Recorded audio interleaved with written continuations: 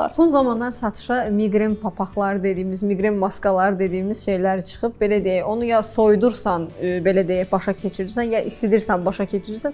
Ümumiyyətlə temperatur fərqinin bu şəkildə kəskin olması migrenə bir təsiri varmı ümumiyyətlə? Temperaturu belə izah edeyim. Az öncə dedim ki, vazodilatasiya, yəni damar genişlənir, beyin qişasıdakı damarlar deyək ki, və buna bağlı ağrı ortaya çıxır.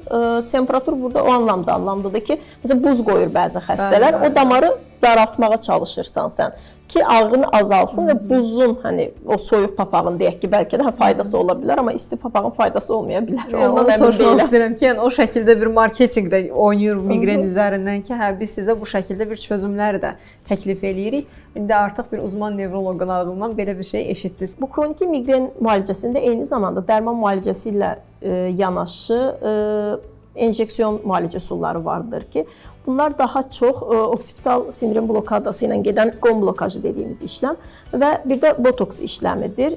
Botoks bu arada şey deyildir, yəni estetik botoks olaraq sadəcə alın nahiyəsinə uygulanan botoks deyil.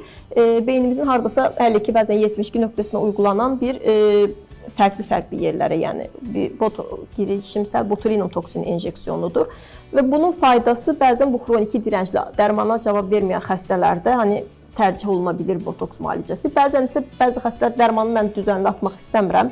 Hani direkt nə edə bilərəm? Onda deyirik ki, yəni botoksdan fayda görə bilərsən. Botoks denənə bilir xronik ağrılarda.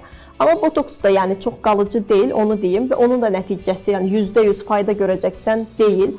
Hani 80%, 80-90% yaxın botoksdan fayda görmə ehtimalı və ya qon blokajında 60-70% deyim belə fayda görmə ehtimalı varsa heç fayda görməmə, həqiqətən çox dirəncli, nə botoks, nə blokaj, nə dərman, heç nə dinləməyən ağrılarda olur bəzən migrendə.